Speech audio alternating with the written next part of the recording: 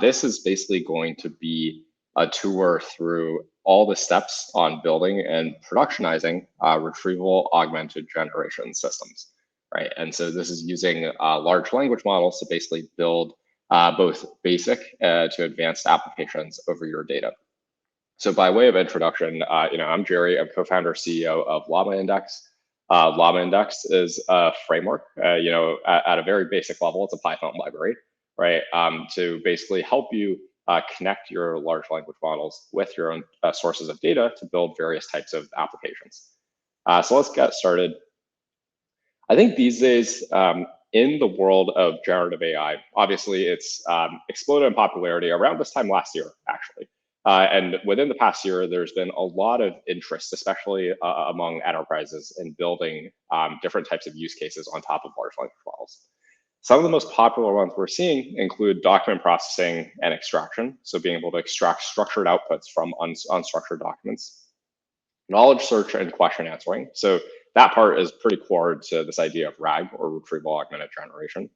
Conversational agents, or chatbots, basically a ChatGPT-like experience, but over maybe a data source, as well as workflow automation. So, given some sort of flow, like, can you actually get a large language model to just execute it instead of you having the human in the loop?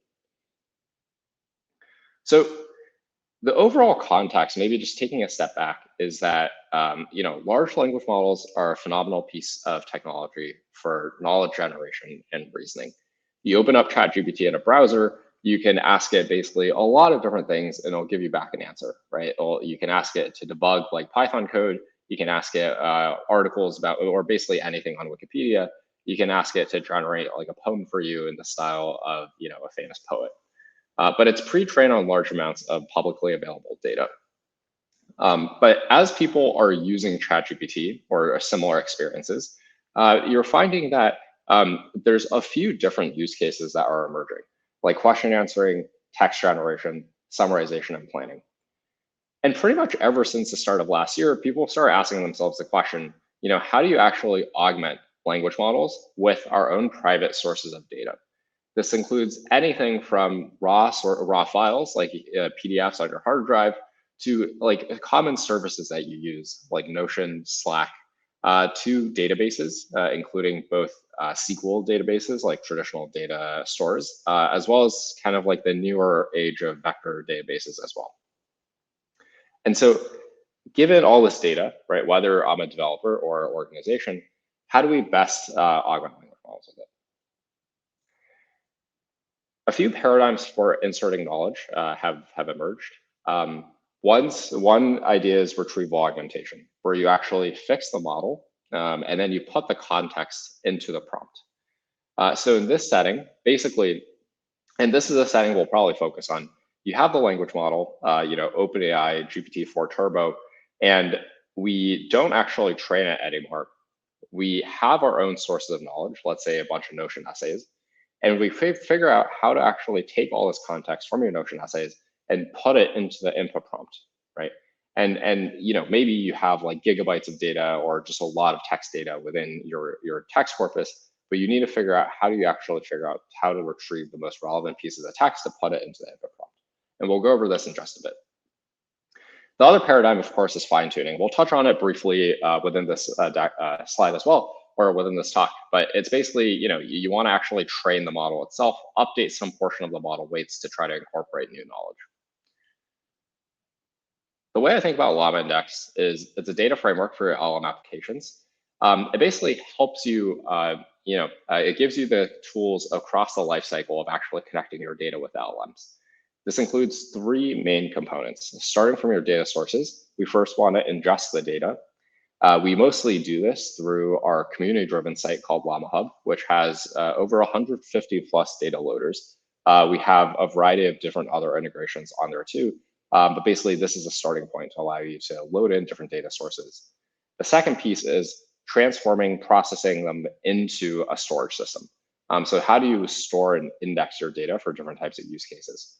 And these indices, this data storage, this is where Llama Index got the name from, is specifically designed to actually feed it into the language model. And of course, number three is then how do you actually retrieve and query over this data and use it in conjunction with your language model of choice. And this includes the variety of use cases I talked about, like question answering, summarization, agents, and more. We'll actually go through this in just a bit, but basically to set up some sort of question answering, it's very simple. You load in some data. Second step is you index stuff, right? Like you index a set of documents. Third is you can start asking questions over it. So in around 5 lines of code, without really needing to know what's going on under the hood, you can basically get some sort of question answering like system over your data. First, let's talk about kind of this idea of retrieval-augmented generation and how it works. So we'll go over the RAG stack. The current RAG stack for building a question answering system mainly consists of 2 main components. One is data ingestion and parsing, and the second step is data query. So in data ingestion and parsing, you start off with some source documents, and then what you want to do is you want to chunk up these documents into a bunch of slices. And then you embed each slice and put them into, for instance, a vector database.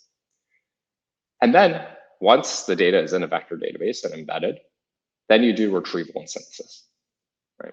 So to go over this in more detail, in the data ingestion and parsing stage, we want to take in some documents and split up the documents into roughly even chunks. And there's different types of parsing strategies for this. Each chunk is just like a slice of raw text from the original document. You generate an embedding for each chunk, like OpenAI embeddings, sentence transformers, and then you put each chunk into a vector database. In the second part, once the data is actually in the vector database, then you want to do retrieval and synthesis. You first want to find the top k most similar chunks from the vector database collection, and then you plug these chunks into the LLM response synthesis module. Now let's talk a little bit about how this response synthesis module works, right? Because in this stage right here, you're feeding in all these text chunks into the context window of the LLM.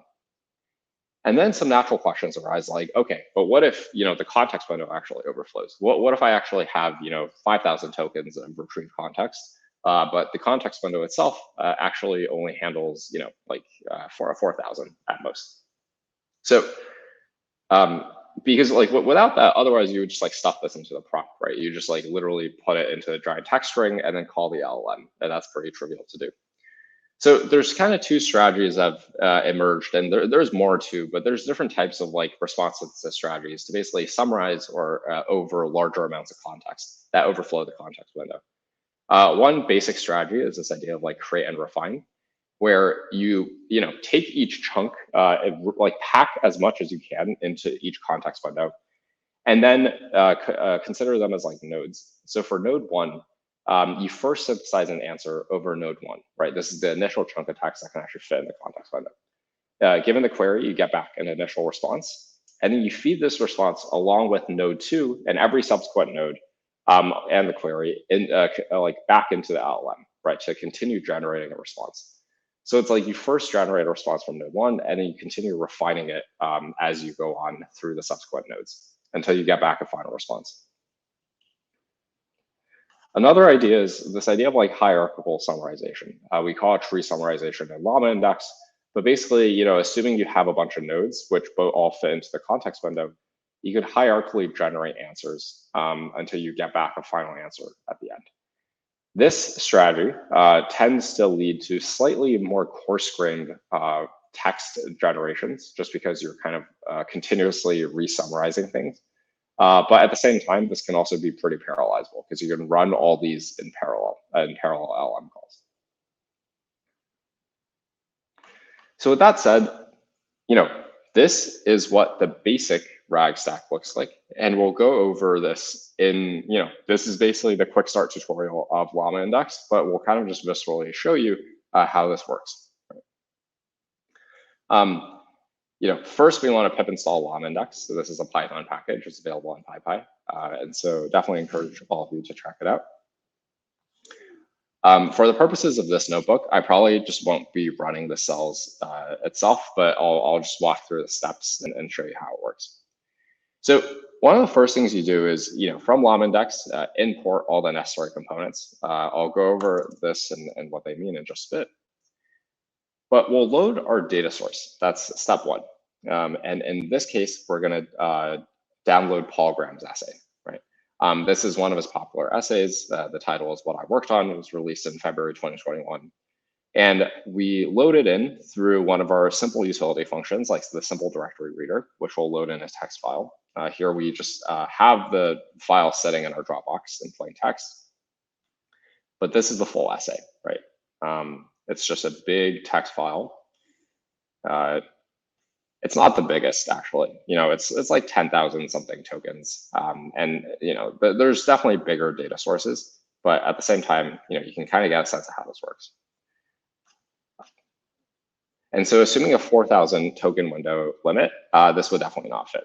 Nowadays, given the token windows have increased to 100K, we kind of need a bigger example. But for the purpose of the demonstration, this is how it works. The second step here is we're going to call index equals vector store index from documents. This is essentially the ingestion and indexing piece of that RAG stack that I mentioned. So, and here we hide a lot of it under the hood, but within LLM index, we have the abstractions to basically allow you to compose your own ingestion pipeline if needed, right? This is just like the black box method if you don't want to actually do that under the hood.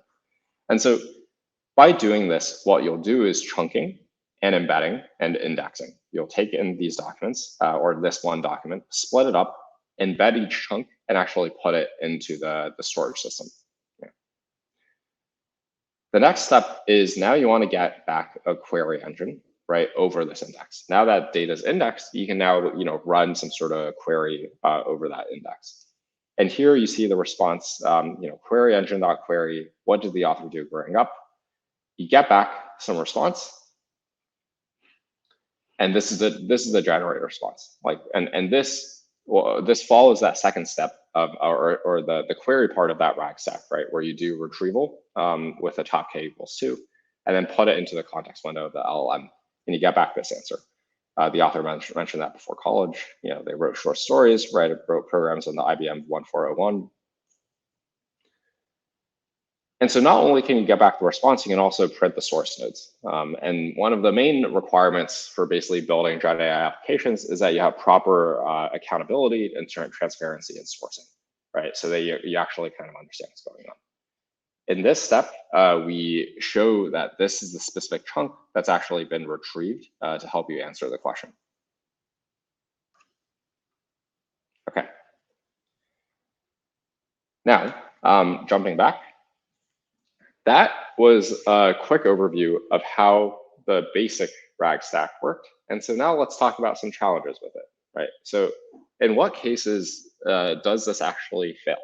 And if you've set this up yourself over the past year, using a framework plus an LLM plus a vector store, chances are you might have identified failure cases yourself as well. The way I think about challenges with naive RAG is there's different types of failure modes. There's stuff that is quality related, like you're actually just not getting back the right responses given the questions that you're asking. And there's also non-quality related stuff too, like latency, cost, and syncing.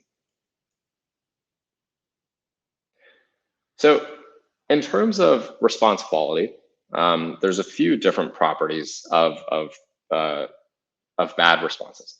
The first is bad retrieval. And there's a few aspects of bad retrieval. This means that given a question, you're not actually returning the relevant chunks. And of course, if you're not returning the relevant chunks, you're not going to get back a good generated response, right? And a lot of times this retrieval process is completely independent of the capability of the LLM itself. The LLM could be very, very good, but if you don't get back the right answer, you're not going to synthesize the right response. So a few different properties here. One is low precision. Not all the chunks in the retrieve set are relevant. And so this means that you might have a lot of noise in the retrieve context. You might just get back a lot of fluff. And the issue is that if you get back a lot of fluff, depending on the LLM you're using, some LLMs are better than others at identifying the relevant information within a mess of text, and some are pretty bad at it. And so what this can run into is the LLM can end up hallucinating, right? Give you some answer that's unrelated to your question. because of all the noisy context. There's also lost in the middle problems, which are a common problem at this point, identified with a variety of different LLMs, where if the relevant context is somewhere in the middle of a context, the LLM tends to have trouble finding it, right? And you can look at analysis. This applies to LLMs with large context windows too, like OpenAI, Anthropic, all these, like the 128K, 200K context windows. If you actually stretch it to that amount, you'll find that a lot of information starts getting lost in the middle, right? So this is the issue of returning too much context when you actually, try to set up these systems. So more context is not always better. The other aspect is low recall. Not all the relevant chunks are actually retrieved. And here is where, given your retrieval algorithm, maybe it's top K embedding lookup, you're not actually getting enough context for the LLM to synthesize an answer. The next aspect here is bad response generation. And so even if you get back, for instance, the relevant results, and of course, like some of this is a function of low precision, low recall, you might actually end up with some LLM failures. And a lot of this is due to the model itself. You might get hallucination issues. The model might make up an answer that's not actually in the context. You might get irrelevance. The model sometimes comes up with an answer that doesn't actually answer your question. And of course, depending on some cases, the model might make up an answer that doesn't actually, it could be harmful, offensive, or it just generally doesn't actually adhere to guidelines that you set, right? And that's probably the more general problem. You prompted it to output things in a certain style, or even have like structured outputs, and it just didn't listen. So given these failures, we have to think about the type of software system that we're building, as well as like levers and knobs that we can tune to try to actually improve these systems. What's very interesting here is that if you've ever done machine learning before, this part is pretty similar to machine learning, right? Just the hyperparameters of a machine learning model. When you build an LLM software system, you have the LLM right here, and you're basically wrapping it with a bunch of different chunks, different pieces, different modules that combined kind of create this higher level black box system. You have, your documents, your chunking retrieval strategy, your embedding model, and of course the LLM, and like stuff like the prompt template as well. All these are parameters that affect the performance of your final result, given any sort of input question. And so unlike traditional software systems, you can't really reason about stuff in isolation because all these are parameters that affect the final end performance, and they're kind of stochastic black boxes. And so to categorize like the set of parameters that you can actually tune, there's data, like can we store additional information beyond raw text chunks? There's embeddings, can we optimize our embedding representations? There is retrieval, can we do better than top K embedding lookup? And there's the synthesis piece. There's the prompts used for the LLM, as well as like, can you actually use the LLM kind of more along the retrieval piece or even have more agentic strategies?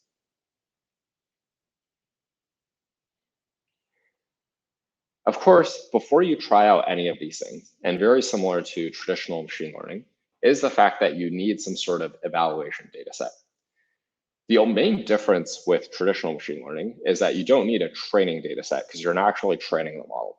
And so typically when you use like, sklearn or like PyTorch or whatever, you typically set up both a training and eval set beforehand because you have a data set and you do some split and then you allocate 70% to training, 30% to evals.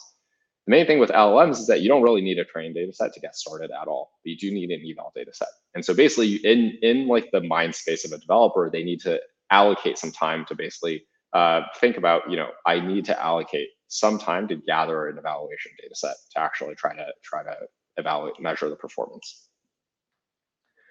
So in terms of evaluation, let's talk about it because how do we actually evaluate a RAG system? And how to what extent is this challenging and how is it different than, for instance, evaluating a traditional ML system? So a RAG system, to simplify a little bit, has two main components. There's one, the retrieval piece, and two, the synthesis piece, right? You can have more complex systems too, but this is the thing we'll start with. You can evaluate in isolation. So you can evaluate retrieval in isolation. You can also evaluate synthesis in isolation. You can also evaluate this entire system end to end. There's an open question of whether you should start with end-to-end evaluation or evaluation in isolation. I think I've wavered back and forth on this. Right now, my current leaning is, maybe you should just evaluate end to end first, just to just validate on some like 50 data points, 30 to 50 data points, whether or not your system is generally working, right? And then based on whether it's not working, you can go in and try to actually isolate like the source of the failure, whether it's retrieval or the prompt. But in terms of like, how do we think about retrieval evaluation, right? What is retrieval again? Given a query and given the retriever, you get back a set of retrieved IDs. Basically, this corresponds to the text chunks. And the high level goal of retrieval should be that given the query, you return the most relevant chunks. And so if you actually have ground truth of what those relevant chunks are supposed to be, you can evaluate the predicted rankings of these chunks against the actual chunks using some sort of ranking, or the ground truth chunks using some sort of ranking metrics, right? So if, for instance, these are the expected IDs, you can compare the predicted against the ground truth using, traditional ranking metrics like success rate, MRR, this should say NDCG, but a variety of these things. And this is not really anything new. This is something that's existed before. Maybe one thing to consider though is that ranking metrics and retrieval, like the quality of your retrieved results, don't necessarily completely correlate with generation performance.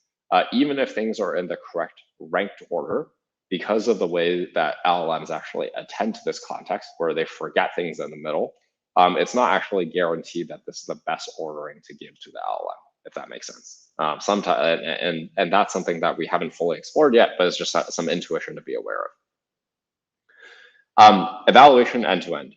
So here is, given a user query and given the entire RAG pipeline, try to and given the generator response along with some context, try to evaluate how good the generator response is, right, according to a variety of different factors. If you have the ground truth answer, you can evaluate, for instance, correctness, whether or not how much the predicted answer matches the ground truth answer. Without the ground truth answer, you can evaluate stuff like how much the response matches the context, how much the response matches the query. All these are just pieces of text, which means that you need some way of actually measuring how good this piece of text is in comparison to another piece of text. And so you can use traditional heuristics for this, like kind of numeric metrics. I think these days there's a lot of folks that are very interested in LLM-based evals. And there's some papers where, like GPT-4 can be a relatively reliable human judge. And as these models get better, they'll probably get better at being able to judge things. And so a lot of these metrics are dependent on actually calling an LLM under the hood. A little bit more about this, like GPT-4 is a good human grader. I think this is a good article from Databricks a few months ago. But basically, like if you take a look at kind of human versus GPT grading assignments for some of these, for like scoring like how good GPT 3.5 is, there's like a decent correlation there, right? And so if we apply GPT-4, for instance, as an LLM eval grader, we can ask it to do a few different tasks. Some examples are correctness, like whether the response matches the golden answer. So you can just prompt GPT-4, given these two examples, how much one matches the other. You can prompt it for faithfulness. So whether the response actually matches the retrieved context. This will test for hallucinations mostly, right? So given some context, if it doesn't match, this means that it's roughly hallucinating. Relevancy, whether the response actually matches the question. So whether it actually gives an answer. And of course, like guidelines, whether it matches guidelines. Great. So we talked about basic RAG. We talked about how to do evaluations because that gives you the basis from which you can experiment with some more advanced techniques. And now let's talk about optimizing RAG systems, right? And so we'll go into this section, talk about some basic levers you can pull, and then we'll talk about the extensions here. Like we'll talk about general ways to kind of extend beyond this, and this includes fine tuning and agents. There's a variety of things you can do, and these are all practices that have emerged over the past year in terms of trying to optimize your system for better performance. You have this question answering bot set up, the 5 lines of code in LLM index. Here are a lot of things that you can try. On the left side of the axis, you see things that are easier to implement, typically have lower latency and costs. And these are kind of just like table stakes things you can try. So you're not going to make like step changes in the performance or capabilities, but hopefully you can like tune some parameters and make it work better. On the right side of the axis, like this is stuff that is more expressive. Like some of these things will actually lead to big step changes in the capability of your entire pipeline and answering more advanced questions. But they typically are harder to implement. And a lot of times, especially the agentic stuff, as well as fine tuning, they incur higher latency and costs. Like fine tuning is a one-time fixed cost. Agentic stuff tends to incur high latency at query time. So let's first walk through some table stake stuff, right? In terms of things that just levers or parameters you can tune to actually improve performance. The first is chunk sizes. Tuning your chunk size can have outsized impacts on performance. And so for like, if your chunk size is too small, let's say your chunk size is like 100 tokens, which is like 80 words or so, and your top K is equal to 2, that's not a lot of context for your LLM to actually work off of. So if you do retrieval, you retrieve 160 tokens of context, and the LLM just doesn't have that much information to answer a question, it tends to not give you very good answers. On the other hand, if your chunk sizes are too big, one, it's going to cost you more money and be slower. But two is, again, going back into the loss in the middle problems, like this might actually end up confusing the LLM because the relevant context is somewhere in the mess of retrieved chunks. So it's not obvious that more retrieved tokens actually equates to higher performance, right? And so typically there's some sort of like U-shaped curve in basically error rate versus like chunk size. And the optimal chunk size is somewhere in the middle, right? There's not necessarily a good universal chunk size for everything because it really depends on your use case. I think for basic question answering tasks, our defaults are around 1,000, and that tends to work pretty well with a top K equals 2, but of course you should tune that. Another basic like table stakes thing is prompt engineering. I think we've tried pretty hard to make sure that basically all these prompts that are used within our RAG pipeline are exposed to the user. We also have integrations with observability providers, like for instance, like Arise Phoenix, Weights and Biases, OpenTelemetry. And these allow you to trace all prompts and LLM calls going in through the entire system, along with other stuff like retrieval calls as well. And so I highly encourage all of you, if you're building these pipelines, to try to use some of these tools. And a lot of these, you can integrate with LLM-Index in literally one line of code to give you more visibility into what's going on under the hood. So for instance, and we talked about response synthesis at the beginning portion of these slides, the prompt template typically looks something like this, like context information from sources listed below. You have some context. And given this information, try to answer the question. And then here's the question. There's ways you can customize this prompt template, right? You can try making it, add some special tokens that are model dependent. This prompt is typically optimized for like OpenAI, tends to work less well maybe on other models. And sometimes you have like special formats or like instruction brackets that you need to add to the prompt, right? To basically, because it's been pre-trained on that type of data. So for instance, like Llama 2, Anthropic, a lot of these require like custom brackets. Another way is you can add like few shot examples. For instance, if you're trying to get structured outputs, like if you're trying to get the model to output something in a JSON format, or you're trying to get it to output stuff in a certain style, adding both positive and negative examples to the prompt itself tends to help the model in really understanding whether or not whether or not the output format is correct. And so it helps to enforce more reliable outputs. Other ways of customization include, there's a paper that came out like a few weeks ago to like a month ago where you can try to add like emotions to the prompt. And it's a pretty funny paper because basically it turns out that if you really try to, appeal to make the LM feel bad, basically, it tends to lead to higher performance. But you can try that out at your own risk. The model itself, the LM, of course, is quite an important step towards being able to have a performant RAG pipeline. What we did within Llama Index is we integrate with like 20 plus LLMs, right? Like we integrate with all the open source models as well as all the paid, popular paid models. Um, and we ran some basic benchmarks to understand what their capabilities are on easy to hard tasks. So if you look at, and this might be a little small, but if you look at the columns here, for instance, here the columns are easy tasks to harder tasks like data agents.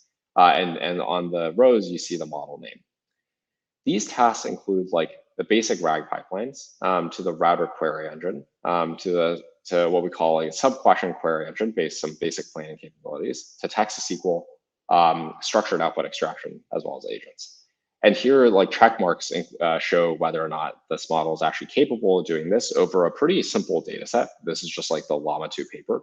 And red means that it doesn't actually give you the right results. And then the warning sign means it's kind of inconsistent.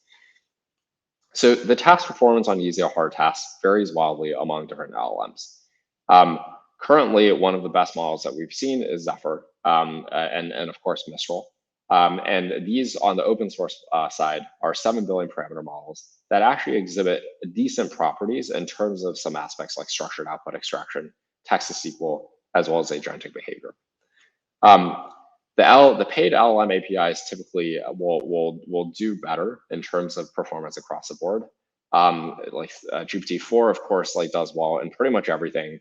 GPT 3.5 tends to do okay on tasks, but is a little worse on agentic stuff. And of course, there's like the Claude models from Anthropic too. There's also, of course, being able to customize your embedding model. And we've since updated these numbers, and this is on a very toy data set, so definitely don't kind of take these numbers as is. Definitely run it over the data that you have. But the embedding model and the rewriting quality significantly affects how good your retrieval is. Right? And so different models like OpenAI Ada tends to be one of the leaders in actually giving good results. There is, of course, Gina, Voyage, Cohere v3. All these which have become competitive with or even surpassed the capabilities of the Ada model from OpenAI. And so you should definitely try out different models, see what makes sense for you in terms of cost and latency. But some of these models will do better than others in actually giving you back relevant context from your text. Another example of something that's pretty table stakes is metadata filtering, right? So metadata filtering is, or maybe to take a step back, metadata is context that you can inject into each text chunk. So if you imagine just a block of text, metadata could just be like a JSON dictionary that you append on top of the text.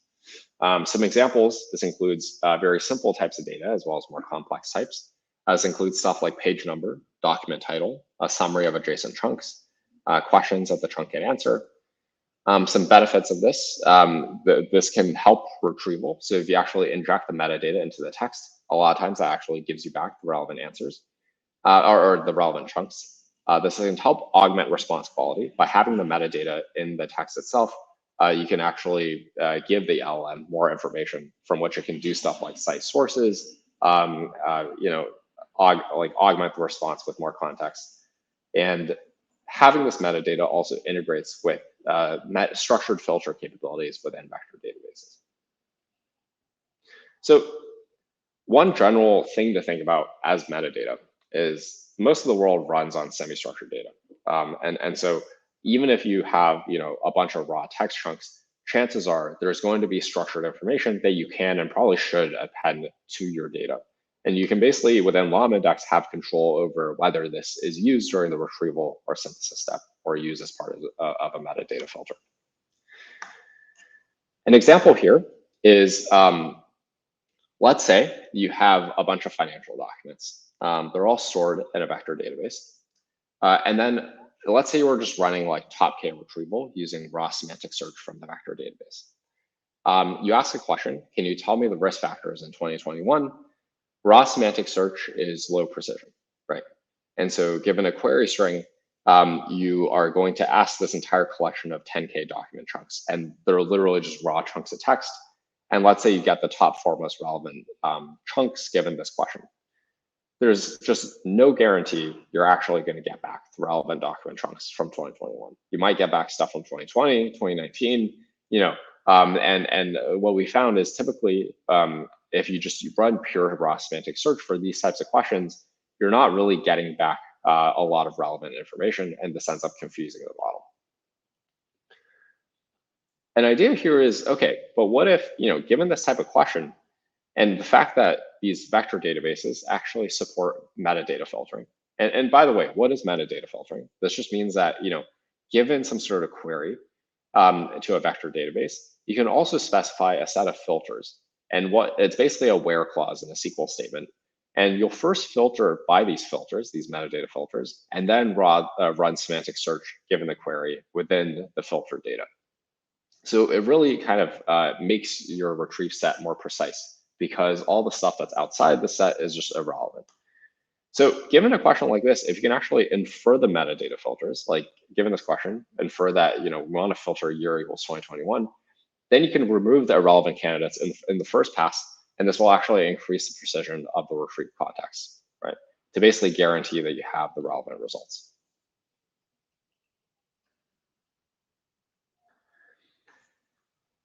A general concept here, and we'll kind of do 2 slides in advanced retrieval. And so this is moving a little bit beyond table stakes and a little bit more towards kind of thinking about stuff that's a little bit more involved. One of these concepts is small to big retrieval. One of the intuitions about this whole process about taking in a document and splitting it up into a bunch of chunks is that embedding stuff, like embedding just chunks themselves, feels pretty suboptimal. You have like delineated the boundaries of these chunks beforehand, right? And these chunks are are typically very arbitrary. You're splitting on sentences, you're splitting on paragraphs, and sometimes context might actually carry over between different chunks, and you're kind of cutting it straight down the middle. So a lot of times what actually helps here is what we call kind of like small to big retrieval, where you first actually embed the text at the sentence level. And then you retrieve text at the sentence level. So when you get given a question, return the most relevant sentences given your question. But before you actually feed this to the LLM, you expand that window during LLM synthesis. So you have an expanded window of text around the central piece of relevant context to actually feed to the LLM context window, right?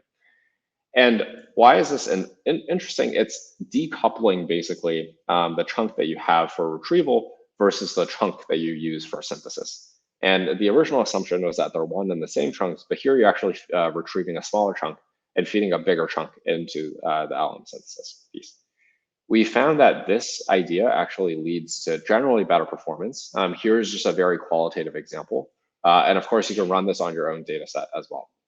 We've run this across a variety of just very basic data sets and typically have found better performance by doing this. Here in this example, with sentence window retrieval of top k equals 2, you get back a proper answer.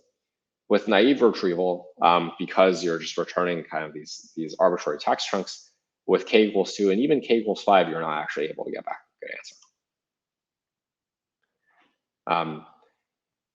And so this is just more of a visual diagram showcasing how this works. But if you take a look at, for instance, like this piece right here, the way it works is you can think about like a smaller chunk as a reference, like a pointer to a bigger chunk, right?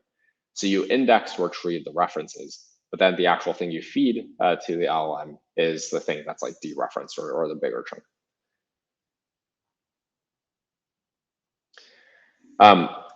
And here is just maybe one general comment on an example like advanced retrieval architecture that you could build, right?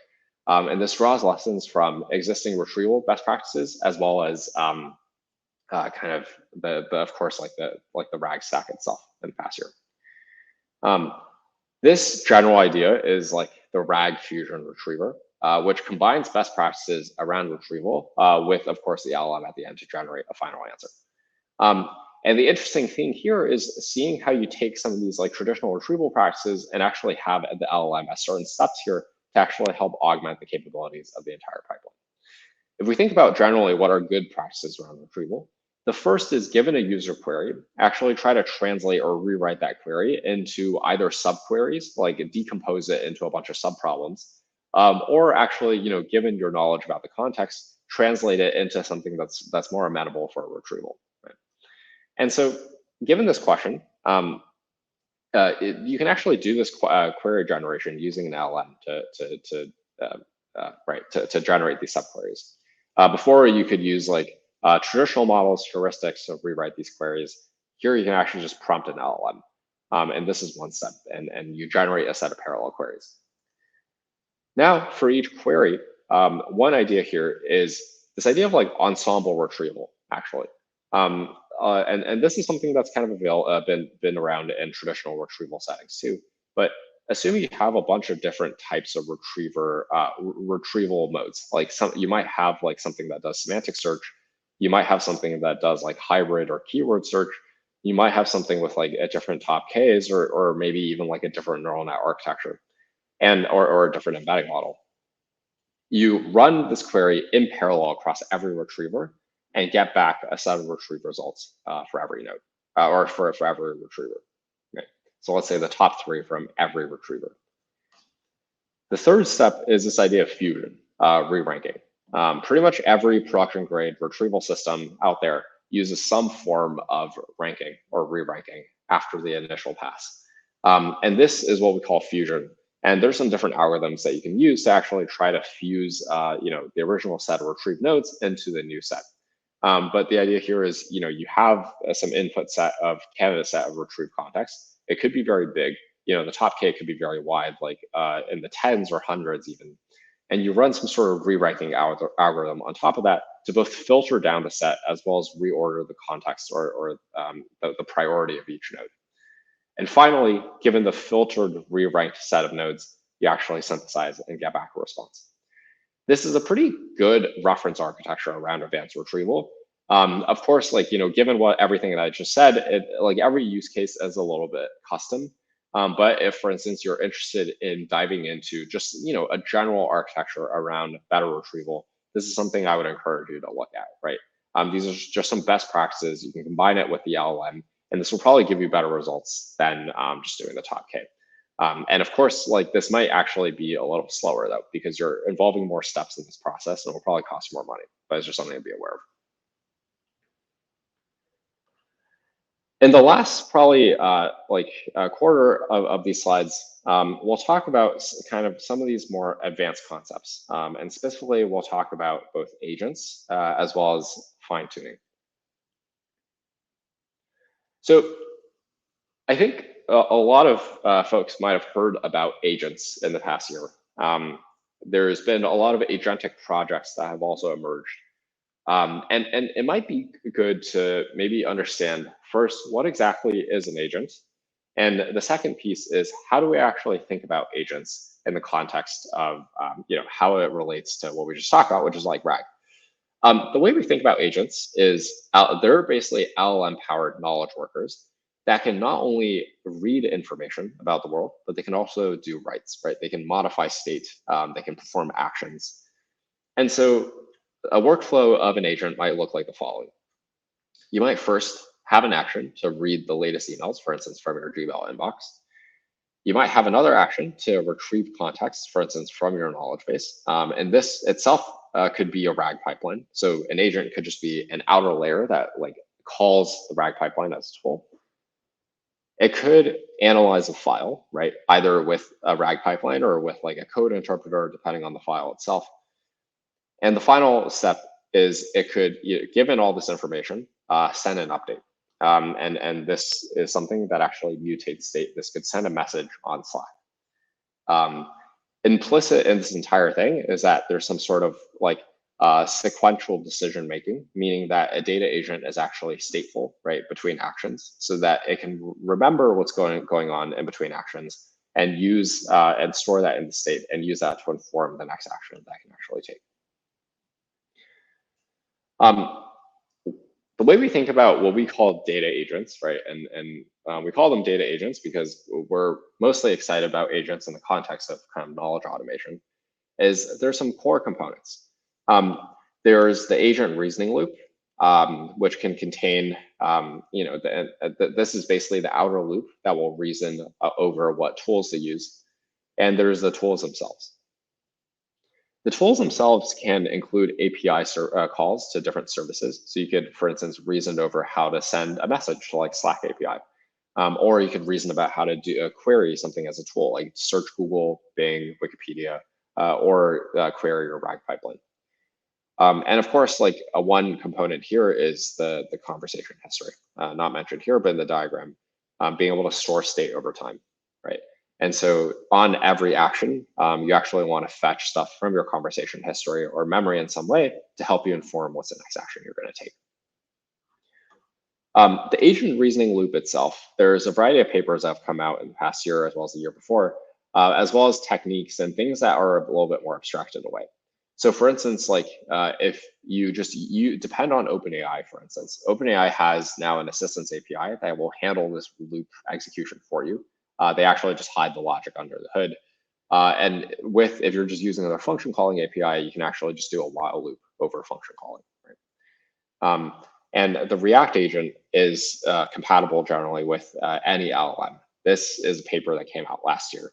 And this way of prompting LLMs to basically kind of decompose like a complex question into sub-questions, do chain of thought, and interleave reasoning with tool use. The tools themselves, again, can include query engine tools like RAG pipelines, so you can actually just query, existing pipeline as a tool. We also have a variety of different tools on Llama Hub. We have like 20 to 30 different tools now from a code interpreter, Slack, Notion. And these are all tools you can plug in as part of an agent. The way we think about any tool is it's just a Python class that you feed to an agent with a variety of different functions. And so it's very Pythonic, but the way the agent thinks about it is it basically treats it as an API interface. It has knowledge of the doc string, the arguments, and the LLM can actually, given the doc string arguments, infer what's the right parameters to call each tool, right? Given that it's going to call the tool. So maybe jumping ahead just really quick, how do you actually research and retrieve data from a knowledge base with agents? And this touches on using query engines as tools as part of an overall agent. There's different types of query engines that LlamaIndex offers, and these include traditional RAG pipeline setups like semantic search and summarization, advanced stuff like document comparisons, but also kind of other kind of interesting tools as well. For instance, we have, for instance, a text-to-SQL tool, or we have another one that allows you to actually combine structured data with unstructured data. All of these are essentially data tools. Some of them qualify more as RAG than others. In the end, it doesn't really matter. And if you plug these tools in as part of an agent loop, then the agent can reason about which tools you use given a task to actually try to answer the question, right? So the way we think about, honestly, how RAG extends to the agent setting is the agents is basically just an outer reasoning layer on top of the tool itself that can basically take in more complex questions and do stuff like chain of thought to actually answer the question. An example for this is financial analysis with like agents plus RAG. So given a question, like, compare and contrast Uber and Lyft's revenue growth, right? Well, again, looking at like the SEC 10K filings for both Uber and Lyft. This is another example where if you just feed this to a regular RAG pipeline, you'll likely not get back the right results. So compare and contrast Uber and Lyft's revenue growth. You try to get, for instance, like the top 4 most relevant pieces of context, you're not going to get back the right results. The agent will try to, or like the RAG pipeline will give you back some random context, maybe all Uber, all Lyft, and you might not be able to answer the question. On the other hand, if you feed this to an agent, the agent will actually break this question into sub-questions over tools, right? And it'll first break this down into sub-questions, break it into easier questions like, what was Uber's revenue growth in 2020? What was Lyft's growth in 2021? Each one might query a RAG pipeline itself, right? And that each sub-question will be more easily answerable via RAG pipeline. And then finally, once you get back these answers to these sub-questions, then you combine these answers at the end to get back the final answer. Some general things to think about if you're building agents, especially if you're building them in the context of RAG, is sometimes these tools or API services will give you back a lot of results. Some of these, like for instance, if you query like a Wikipedia page or even Google search and you try to load the entire contents of a web page, you're going to get back a lot of context. If you're working with limited context windows, a lot of times this will just overflow the context window and probably confuse the LLM. So one strategy here is if your tools inherently return a lot of data, try to figure out a way for them to, one, not return a lot of data. And some basic concepts that we offer include being able to index this data on the fly. So for instance, like given a lot of data, put it into some sort of vector DB first, and then have the agent actually take a separate action to query this on-demand vector DB. Another general principle and best practice if you're designing agents is to be able to handle a large, figure out a good way to handle a large number of tools. Agents, even GPT-4 based agents, like the most powerful type available, tend to start failing once the number of tools goes beyond 5 or 6. And so if you have like hundreds or even thousands of candidate tools, I would think about how to build an index over these tools and then do some sort of tool retrieval, retrieve the most relevant ones to actually pass to your agent. So if you have like 100 tools, try to first during query time, filter it out for the most relevant tools first, a candidate set of like 10 tools, and then have the agent pick out of that candidate set of 10 tools, like which ones to use given the user query. Skipping back really quick, an example architecture that we've done is this idea of a multi-document agent architecture. And this combines a few different advanced concepts, actually. We have both agents, but actually hierarchical agents, where you have like sub-agents as part of tools to other agents. And we did this because we wanted to explore advanced architectures to help tackle questions where there's certain questions that like standard top K RAG can't answer. And the solution here to build is just multi-document agents, right? Like there's certain questions like being able to get a summary over any subset of documents, being able to do proper document comparisons between different documents, being able to, for instance, do some sort of structured querying over the set of documents, and then like combining that with this unstructured data. And this architecture can basically handle these advanced queries by actually, in some sort of structured manner, given a query, break it down into a bunch of sub questions over these documents, decide whether to do vector search or summarization, and get back the final answer. In probably the last section, I'll talk a little bit about fine-tuning. Right? So far, we've mostly focused on retrieval augmentation. Retrieval augmentation in the sense that, given the model itself, we don't train the model anymore. We just fix the model. And then we just, set up the right software tooling and abstractions, and of course, an evaluation data set to actually try to create a performant functioning system.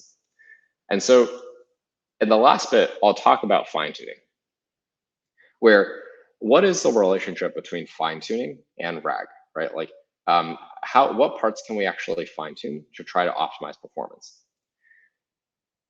You can basically fine-tune a RAG system in two ways. You can fine-tune the embeddings. You can also fine-tune the LLMs. You can also fine-tune additional stuff like the re-ranker, as well as like, maybe even the retrieval algorithm itself, depending on what you use, right? But just for basic purposes, we can say we can fine-tune the embeddings and also fine-tune the LLMs. So the LLMs, the embeddings are a key part of this overall system, right? They affect the quality of your retrieved results. They're important for encoding the semantic context of your knowledge base. And a lot of times, if you just use an off-the-shelf model, especially if you're not using a paid service like OpenAI, if you're just using an off-the-shelf like Hugging Face model, they're not necessarily optimized to actually encode your data set, like your specific data domain in the right way. And that's precisely where potentially you might want to consider fine-tuning, right? And the solution that we propose here is generate a synthetic query data set from raw text chunks using LLMs, and use the synthetic data set to actually fine-tune an embedding model. This was proposed on a webinar by Joe from Vespa, and we were inspired to actually add some of these abstractions into LLMindex itself. But you can either have a human labeled data set to fine tune your embedding model, or you could have a synthetically generated data set. A synthetically generated data set basically means that you take an LLM, take in some input document corpus, and then given this input document, generate the set of questions from this document, and then map these question answer pairs as a training data set to your fine tuning algorithm. The next piece is fine tuning LLMs. And as we think about how do you actually fine tune LLMs and what can you fine tune, right, to actually lead you to better performance for these models or for this overall system, there's a few different aspects. First is that the weaker LLMs can potentially be bad. This is a typo at response synthesis, reasoning, structured outputs. Right. So if you're using stuff that's not GPT-4, if you're using a Llama 2 3.5 Turbo, they might not be as good in terms of generating a detailed answer, attending to the context within the answer, actually outputting something that's in a structured format like JSON. And so a solution here is you can try to generate a synthetic data set from raw text chunks, similar to before, right? Like use some guide, like parent LLM, like a teacher LLM, like GPT-4, to actually generate a set of candidate questions and then also generate the ground truth answers. And then given this as the guiding training data, try to actually fix all these issues like response synthesis, reasoning, structured outputs by just using this like kind of teacher data set as a training data set for your weaker model, right? So generate some sort of data set, whether it's to output structured outputs, output something else using GPT-4. And then try to actually teach like a student model to try to get better at its job. We have a variety of these abstractions within LLMindex. We have a full fine-tuning guide on both fine-tuning LLMs as well as embeddings, as well as cross-encoders. And so it's still in the pretty basic exploratory stages, but there's definitely some benefits that you can get by trying to instruction tune these LLMs further to better obey the task at hand. Some other examples include being able to handle custom instructions, like if you have prompts that you really need the LLMs to follow to adhere, for instance, to a certain style or to understand proprietary terminology within your data set. Those are also examples for fine-tuning as well. Here's just some basic resources. This basically wraps up the rest of the talk. There's the production, here's a guide on just generally production RAG. How do you build more advanced stuff than just the basic stuff? And in the last section, which I don't have time to get through, here's just some guides on building basically a full stack application within LLMindex, right? And this basically completes it so that you basically have a functioning full stack application beyond just all these techniques I mentioned in the previous few slides. We have a bunch of tools to help you get started. All these are pretty much free, open source, MIT licensed, and so feel free to clone as you will. And if you're building LLMs in an enterprise setting or working with Gen AI, RAG systems, we love to chat. Here's some basic QR code, which will link you to an office hours form. But thank you. Cool. Thanks a lot, Jerry. Maybe you have a question for, you have time for one quick question. For the person asking about the presentations, we will be putting it in Discord under the talk discussions channel, hopefully. Cool. Sounds good. Do I just read? Do I read one of the questions? Just put the highest voted question up on for you. So how would you process tables using RAG? Problems of splitting larger tables into chunks and framework recommendations. Great. Yeah, that's a good question. I mean, framework recommendations, we have some of this stuff within LLMindex, so definitely encourage you guys to check it out. I think it depends. So for embedded tables within an overall PDF document, we actually have a bunch of tutorials for this because if the table is embedded within a larger document, it tends to be pretty small. And so there's no need to basically index it in like a SQL database, for instance. And the way I think about processing these tables is typically you get much better performance by extracting like a summary from it, for instance, using an LLM, like captioning the table versus embedding the table itself. And so, for instance, given a table of revenue, you probably want to embed the caption revenue, right? Or table of revenues, as opposed to encoding all the revenue numbers, which will confuse your embedding model and lead to bad retrieval performance. You can basically use the same technique that I mentioned in the slides, the recursive retrieval stuff, like the small to big strategy where you encode a reference to an underlying chunk. You can use that similar strategy to basically process embedded tables. For generally standalone tables, like just big structured data sets, which I guess I didn't really touch on during the talk, there's text to SQL, right? You can basically just like encode, like put it in a structured database and run some sort of structured query language against it.